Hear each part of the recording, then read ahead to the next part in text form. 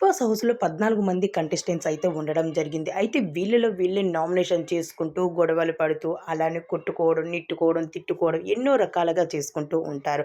అయితే ఫుడ్ దగ్గరికి వచ్చేటప్పటికి అందరూ కూడా అన్నీ మర్చిపోయి వారికి నచ్చిన ఫుడ్ అరేంజ్ చేసుకొని తింటూ ఉంటారు. అయితే ఎక్కడికి వెళ్ళినా, ఎక్కడ ఉన్నా మనకి ఫుడ్ అయితే ఉండాల్సిందే. హౌస్‌మేట్స్ అంతా ప్రేరణ అలానే మణికంఠ తప్ప అందరూ కూడా కిచెన్ రూమ్‌లో ఉండి దోసలు వేసుకుంటూ, తింటూ ఎంజాయ్ చేస్తూ ఉన్నారు. ఇక్కడ ఒక రూమ్‌లో ప్రేరణ అలానే మణికంఠ ఇద్దరూ కూడా మాట్లాడుకుంటున్నారు. మాత్రం ప్రేరణకి చెప్తూ ఉన్నాడు. నేనేమైనా తప్పుగా మాట్లాడి ఉంటే క్షమించండి. నా మౌతయితే కొంచెం జారుతూ ఉంటాది. అది జారకుండా నేను చూసుకుంటూ ఉంటాను. నేను వచ్చి 3 రోజులు గడిచినా, 3 నెలలు గడిచినట్టు ఉంది నాకు. మీరే నన్ను అర్థం చేసుకోవాలి. ఎందుకు అంటే నా నోరు జారేటప్పుడు మీరు నన్ను తప్పు అని చెప్తే నేను దాన్ని మార్చుకుంటూ ఉంటాను. నన్ను క్షమించండి అంటూ నాగమణికంఠ అయితే ప్రేరణతో చెప్పుకురావడం జరిగింది. ఇందులో ప్రేరణ కూడా నేను ఫ్యామిలీని చాలా మిస్ అవుతున్నా అంటూ